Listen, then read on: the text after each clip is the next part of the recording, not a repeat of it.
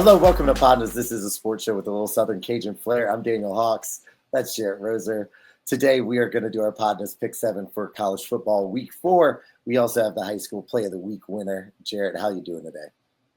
Doing well, man. Not as well as I was 5 minutes ago when we tried to do this, but then you tried to do math and it went off the rails. But I'm still doing pretty well getting ready for this weekend of football. I'm going to be honest with you. You got me off track by responding to my cereal bit. And if you don't know, you probably will never know because we won't put that in the original episode. So let's just get this thing started. Our Podnas Pick 7, we do this every week. We pick 7 games and we see who is better at the end of it. Jarrett is up right now 16-5. I am 1 game behind at 15-6. Let's get into this thing, man. You know, like my Cheerios and Fruit Loops in my pantry right now. You said we weren't going to do weren't going to do the cereal, but you just had to let the world know, all eight of the world, that you have cereals to choose from on any given morning. I got cereals, okay?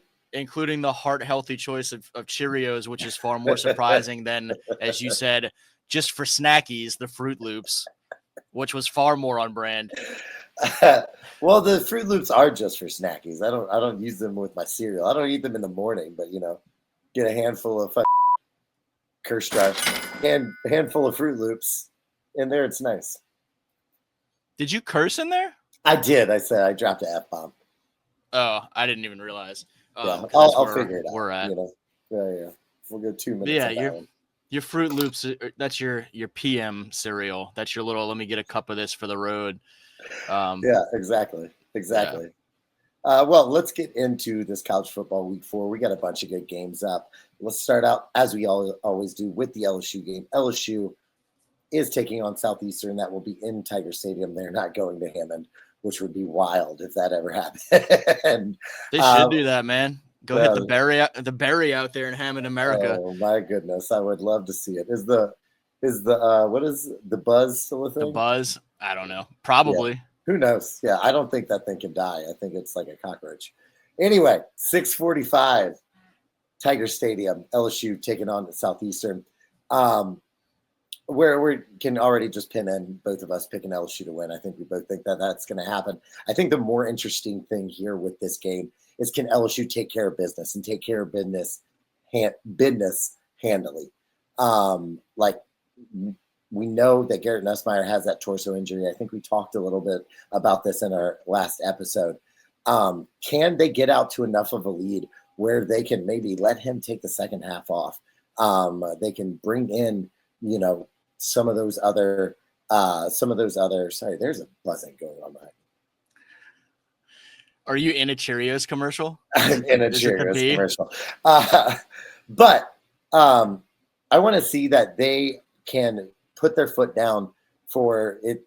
2 quarters of football, absolutely demolish a much inferior opponent to them, and kind of give themselves a rest that they're going to need going into this Mississippi, this Ole Miss game the next week, which will be coming up later in our docket for who they're playing as well. Yeah, that's the whole dynamic of how quickly can you get to a lead where you feel comfortable resting Nussmeier is one of the biggest storylines to me going into this weekend. Brian Kelly was asked Wednesday on the SEC coaches teleconference whether they'd consider just resting Nuss outright this weekend, knowing that it's an FCS opponent and that they should be able to win even if they were to sit Nuss and then let him be 100% heading into that Ole Miss game. And, I think some fans will be frustrated with it. Some fans might take it as a sign of encouragement, but Kelly said no, they think that Nuss is enough on the other side of this torso injury that they do not want to sit him, and that they think that there's a real opportunity for him this weekend to get out there and for the offense to kind of get into a better rhythm overall than what we've seen through the first 3 weeks. And so we'll see how well they can do that. If they can, and they can get out to a nice lead and Garrett can sit for 2 quarters, quarter and a half, whatever it ends up being, then I think that's kind of an ideal recipe. Also keep him upright. Like, don't let any silly sacks or silly pressures with an opponent like this. Get him a fresh hit that's maybe going to set that injury back a little bit. Yeah, and what we ended up not talking as much about Monday because there was so much else going on with the Nussmeier injury and how the offense was doing and the Brian Kelly post-game remarks and coming back to apologize for those and all those things is it's not something we haven't touched on at all, but we maybe haven't given it its full due, at least not coming out of the Florida game. But the defense is lights out. I mean, there's still stuff for them to clean up, certainly, and they're going to face better offenses and quarterbacks that aren't going to throw the ball to the wrong team 5 times and all those things. But the defense through 3 weeks has looked more like an LSU defense of old than what we've seen in a while. And so I think as it relates to this weekend, the LSU defense is going to give Southeastern fits, and it's going to be tough for the Lions to come into Tiger Stadium and score much. I'm not saying it's going to be a shutout, but I don't think that they will score enough to beat LSU, regardless of who's at quarterback for LSU. But you want to see some signs of progress from that LSU offense. You want to see them continue to protect Garrett Nussmeier, as you mentioned. The Southeastern defense is solid for its level. I think it's going to be a really good Southland Conference team. But if your offensive line can't protect Nussmeier against them, then it's going to be a frustrating day for a lot of reasons, even if the score doesn't become, in jeopardy. So just want to see them click and look encouraging on offense enough to rest Nuss, to get out to a lead, to make you excited about just the way that they're playing going into Oxford next week. And so all of those sort of things. And you would hate for it to be because of what Nuss is dealing with and because of what you know is on the horizon. You'd hate for it to be one of these games we've seen in recent years where you're midway through the third quarter, getting close to the fourth and wondering, man, why is this like a 2-score game right now? Why can't they just get clicking? You want to see them get out there, click early, click often, and find the end zone a few times and stretch this out. I would love to see Xavier Thomas 4P. He returns a kick for a touchdown. He runs for a touchdown. He catches a touchdown, and he throws for a touchdown. That's what I want to see. I want to see a quadruple double in the football world. I don't know if Xavier ever did that in high school, but he may have come close because he was a heck of a versatile he's been athlete super fun to watch for John Ehret. From some of the positives of the LSU offense, the first 3 games, Xavier Thomas is going to be a lot of fun to watch for hopefully a couple years to come. Hopefully no one offers him $10 million to go somewhere else. No, I think Xavier's excited to be home after, having to leave the state for his first opportunity out there at Mississippi State. I think the opportunity to come back and wear the purple and gold that he had grown up watching, I think he's really kind of eating it up and enjoying watching his role grow. So I think he's a nice piece of this team for the foreseeable future. Absolutely. All right, let's move on. Next, we both got LSU for that, right? I'm not. You're not going. I just need you to say it. Okay. Next up, number 17 Texas Tech at number 16 Utah at 11 a.m. on Fox. This game is interesting when I kind of looked into it. Devin Dampier, the quarterback for Utah, has not thrown an interception yet. He too, just like in Tulane, is also the leading rusher for his team this season. They have had a great rushing attack. They really haven't played anyone. That UCLA win that they had at the beginning of the year looks not as good as it first did. But they are going to run into a Texas Tech Raiders team with a phenomenal defensive front, a phenomenal front seven. And then also one of Utah's biggest strengths is their offensive line and this running game.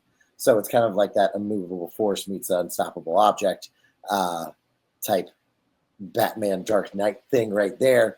Who do you think is going to win this game? I'll let you go first. Who do you think was molded by the shadows? That's Dark Knight Rises, Jarrett. Jesus, man. It's just ridiculous, Okay, all right, go ahead. I was like half paying attention to where you were heading toward the tail end of that, and I heard you mention something about Batman and said I'm saying a Bane thing, and we're locked and loaded on that. Dude, I don't know about this game. Utah was a team that I drafted in our preseason football playoff draft. I think, and I mean, so far they have been a really strong team this season. I think they're one to watch certainly, but Texas Tech, who I was a little bit more hesitant on. Obviously, they went and made big transfer portal moves and are investing in trying to make this team a playoff type contender. And I know folks out there in Lubbock are really excited about just where they're at. And so far they're showing it, man. That defense that you mentioned worries me if I'm wanting Utah to win this game. But also this is going to be far and away the biggest test for Tech so far. And so I think it's going to be a really fun one to watch. I'm going to go against my playoff draft pick and say that Texas Tech goes up there and comes away with a win. Man, me too. I'm sticking with you. All right, there we go. Yeah, I just think that Texas Tech defense, I think it's going to cause fits. I from the games, at least from looking at the stat sheets, Dampier really, while he hasn't thrown an interception yet, yes, he hasn't really had to beat anyone with his arm, or hasn't really had to put up a passing game, or where there was a game where the rushing wasn't there for him and he had to pass it. So I think that is and could very much happen with this Texas Tech Red Raiders front. They stop him, or they stop that run game, or at least slow that run game down, puts a lot of pressure on him with his arm, and then we'll see what kind of decisions this quarterback can make when the pressure is up and he doesn't have something that has been kind of a staple for him moving forward. I think the Raiders take advantage of that. Yeah, if they can bottle up the run game and then get after him a little bit, which is what they've been doing to everyone else on the schedule so far. And trying to do that against Utah and its offensive front is, again, the biggest test that the Red Raiders will have had to this point. But it's going to be a fun game to kind of see who these teams are early in the season. And for some reason, I just see it as kind of, you shouldn't make predictions based off of kind of chasing storylines, but for some reason I see us on Saturday afternoon, the early window is wrapped up and people are talking about the Texas Tech kind of signature win of, okay, do we need to take Texas Tech seriously? Is kind of how I'm anticipating this going, but we'll see, man. It's going to be fun. Yeah, absolutely. Next up, we got Tulane at number 13, Ole Miss, 2:30 p.m. on ESPN. This is a big game for the Green Wave. This could vault them into position to be the leader in the playoff race if they can pull off a win down there in Oxford. It's going to be a tough sledding to do that. This is a very good Ole Miss team. What are your thoughts with and have you talked to anyone down there in Tulane? How are they approaching this game? I did forget that I wanted to get you kind of sidetracked on a tangent for this game a little bit. And so I guess I'll jump. Okay, wait, hold on. I love getting sidetracked on tangents. So please.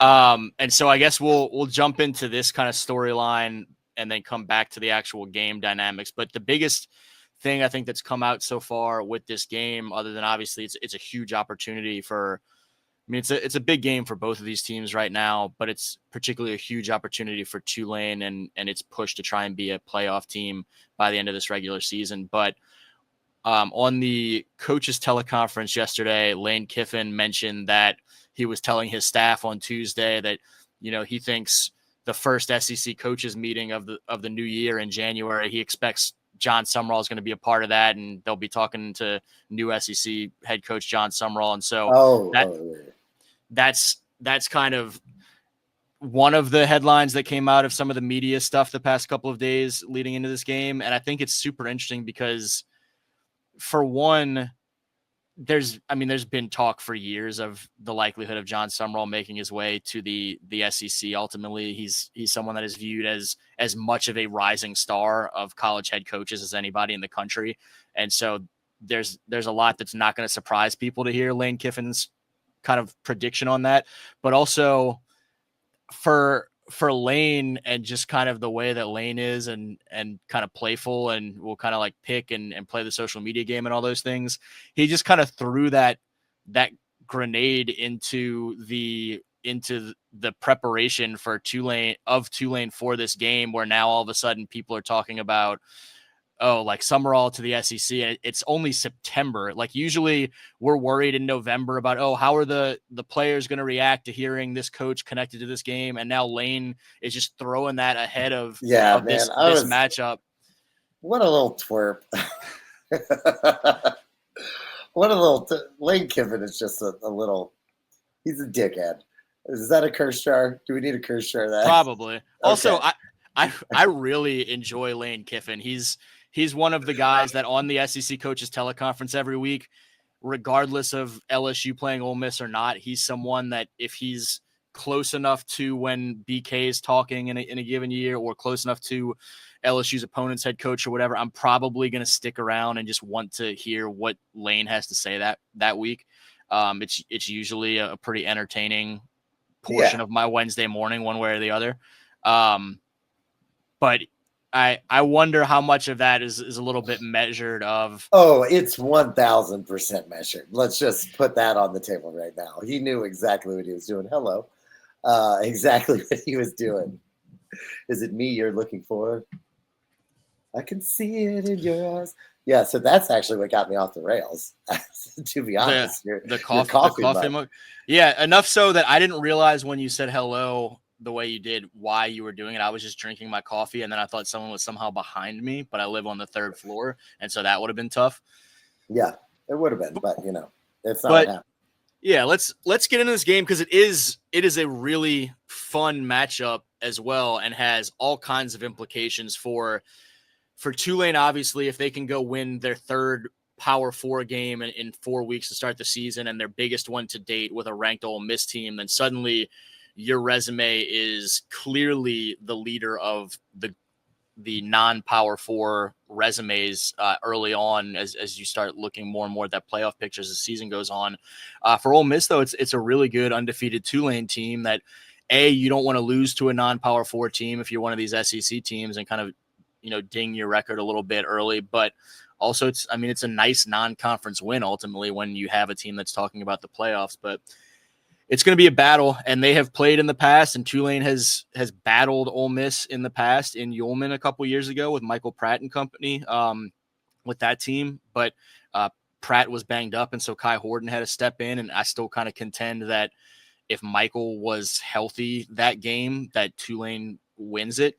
And so now you've got a guy in Jake Retzlaff leading this thing and doing some great stuff in his first month and a half on campus. A really good Tulane team overall. Defense is playing great. Shaz Preston with his biggest game so far in that uniform as a pass catcher this past weekend. And so a lot of excitement heading on the road to Oxford with Tulane. But man, this game makes me nervous. I want them to go win so badly, but it's going to be tough. All right, you want me to pick first? I'm picking Tulane. I think Tulane's going to do it. I just got a feeling in my bones. Those are usually wrong, but I hope this one's right. I'm picking Ole Miss. I look at it somewhat from a non-objective standpoint of I'd rather be pleasantly surprised than get my hopes more up ahead of time and then be that much more frustrated when it doesn't go, or if it doesn't go the Green Wave's way. But from an an objective football prediction, whatever standpoint, the fact that they've had to lean so heavily on Retzlaff for the offense, both through the air and on the ground, worries me a little bit now as the degree of difficulty of the defense you're facing ramps up quite a bit. And there's athletes everywhere at all 3 levels of that defense. And for everything that Ole Miss has kind of been offensively and throwing the football and whatnot, they have been a really good running team in recent years, and they have been a much improved defensive team the past couple of years as well. And so I think it's going to be tough sledding for Tulane to rack up the same amount of points on the road at the Rebels as they have been in recent weeks. And I think the defense will kind of hold its own, but that ultimately Ole Miss has a little bit more in the tank at home to pull this thing out. Yeah, I just don't think Simons is really taking care of the ball, and I think that could come back to bite him, the Ole Miss quarterback. He's thrown 4 interceptions already. So like you said, I do think that Tulane defense is going to keep him in the game, and I think it'll do it long enough to maybe where Tulane can strike gold on 1-2 possessions and maybe either take a short lead, maybe get in a place where they're down less than a field goal, something like that, to where they can take this thing down to the end and maybe get the last laugh, maybe get the last chance to score and have a chance to win the game. Yeah, right now going into this game, between the two Ole Miss quarterbacks, 6 touchdowns and 4 interceptions. Simmons with a 4-to-4 touchdown to interception ratio, and that's something that that Tulane has been really good at, is being opportunistic and taking advantage of balls that are there to be intercepted. And if you can get 1 or 2 of those in the early going and kind of swing some things on a couple possessions, then all of a sudden the tenor of this game looks drastically different. That was something that, even starting the season, you got an early interception, a couple early interceptions against Northwestern, and then all of a sudden Tulane was just, the clamps were on and they were in cruise control to win that game. I don't think it would go quite the same way with Ole Miss, but those can be game changers in their own way, even, against a pretty good Ole Miss team. Absolutely. All right, we'll keep an eye on that. Let you know in the, what is it? It's not a recap show. Yeah, there we go. All right, next up, UL Cajuns are going to go to Ypsilanti, Michigan, play the Eastern Michigan. Yips. I think we've done this before in the preview, but I think it's just Ypsilanti. But I also like Yips. I think it's Ypsilanti. If anyone knows, comment. Just let us know in the comments if we're idiots or if we're not. I also.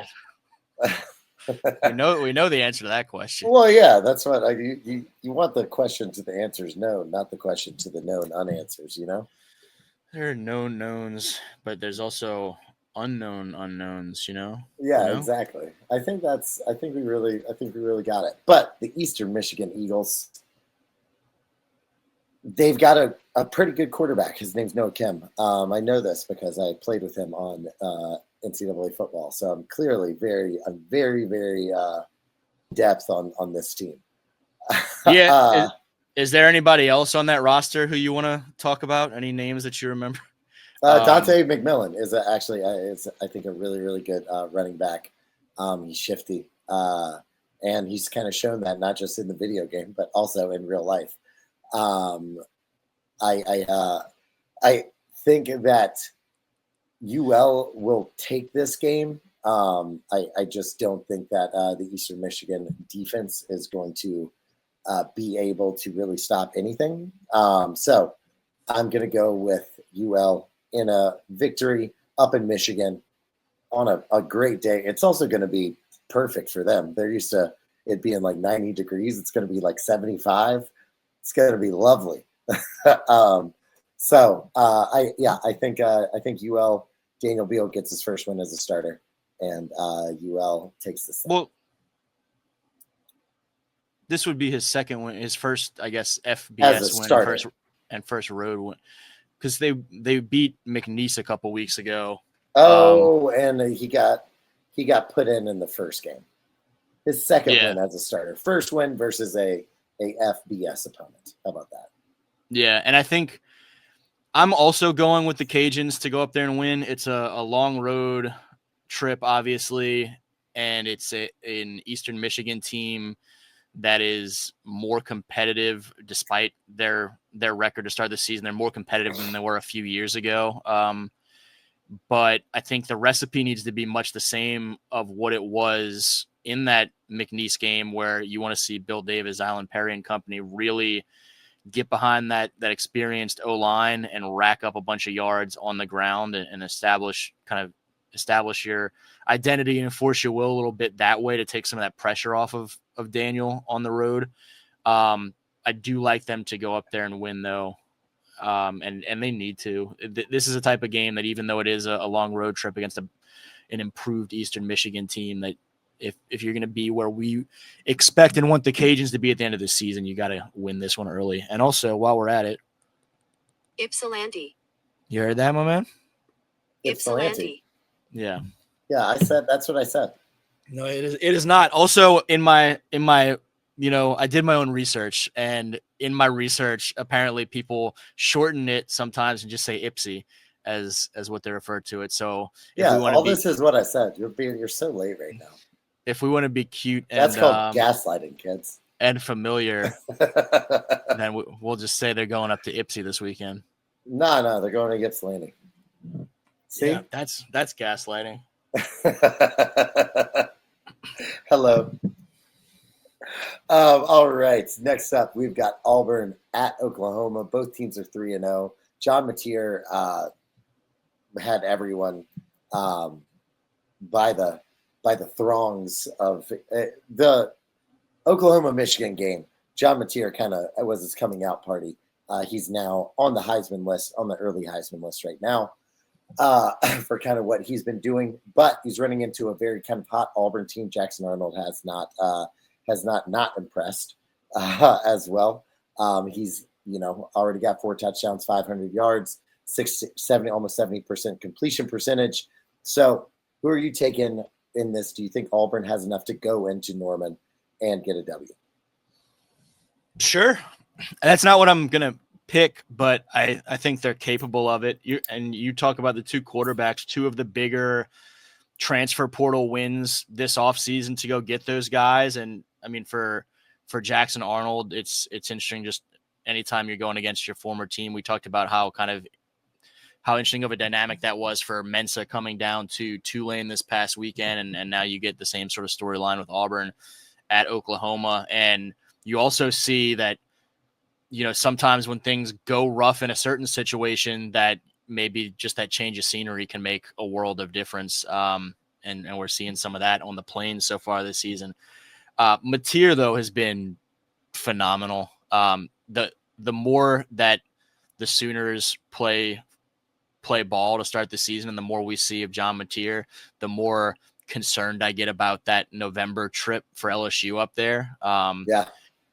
It's just looking like that could be just like a great game at the end of the year. It has the potential to be one of those games that at the end you look at almost as like the play-in potentially, depending on how some things go. Yeah. Hopefully LSU is firmly in the playoff picture at that point and can afford even, that room for error. But, it'll be interesting. It'll be more interesting than I was giving credit to going into the season. But all that said, I do think Oklahoma takes care of business at home again this week. They've had some big games already and shown their ability to outduel some good teams. And I think Auburn, we've seen, some of the ups and downs at times early. They're off to a good start overall, but I'm going to take Oklahoma to take care of business. Yeah, as am I. Next up, we have Southern Miss at Louisiana Tech. This game is going to be happening at 6:45. It's going to be 6:30 on ESPN Plus, up in Ruston, Louisiana. The Sonny Cummings got this defense playing really well. I mean, they even frustrated the number 3 team in the country.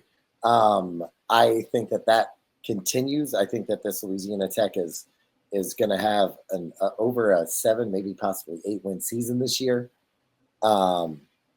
It's heading above what they've been doing the last couple of years. So I think that they take care of the W, and I think the defense again leads the way for this Louisiana Tech team versus Southern Miss. It's a really interesting game. 2 teams that, have a ton of history and rivalry behind them, and it's always just, a battle between the 2 of them. And with both of them sitting there at 2-1 and trying to improve their bowl resumes early on in this season, it feels like a pretty pivotal game. Again, we're still in September, and so everything that we say, you have to realize it's a long football season, but it's an opportunity. Certainly, the winners is 3-1 and halfway to bowl eligibility already before we even wrap up September. And I'm thankful for Louisiana Tech that they are at home with it. And to me, a lot does ride on that defense that has been so strong so far to start this season. If they can get into a situation kind of like we've talked about in different ways with some of these other games, where the Louisiana Tech defense can force Southern Miss in some, 3rd and long type situation, just win some of those down and distances dynamics and force Southern Miss to the air and be able to pin back and come after Braylon Braxton, the quarterback, and put more on his arm and be able to come after him a little bit. then I think that's kind of the recipe for Louisiana Tech to win this thing at home. You hope that some of those bigger explosive plays that we saw some flashes of last weekend that we talked about in our Monday episode, you hope some of those can carry over into this one and be enough there offensively as this team still continues to come together. But it's going to be tough. Southern Miss has been good, but I will go ahead and put my faith in that recipe that Louisiana Tech can slow them down a bit and have enough offensively to scrape out what will probably be another good game between these two. All right, there we go. And lastly, in our Podmas Pick 7, we have Saints at the Seahawks. 3:05 game up in Seattle, up in the 12th man. Up in the 12th man, pause. Phrasing. Hey, yo, it was crazy. That's crazy. The Seahawks didn't do anything about their offensive line. And funnily enough, I'm making up words today. Funny enough, I think one of the things that the Saints have done fairly well is get some pressure for whatever quarterback they've been playing, whether it was Kyler or last week, who was that? Who did the Saints play? Who did they get beat by? Mac Jones. But still, that 49ers offensive line is a good offensive line. They were still able to get in there. They were still able to keep that game competitive. While we both don't think the Saints are going to win a lot of games this year, I do think that they are a pesky out. I think they've kind of shown that. I think even Spencer Rattler's played so much better. You can tell that he's actually been in the league for a year. I'm going to pick the Saints getting their first win. I think they make Sam Darnold uncomfortable enough to where it is a little bit of a slog. And I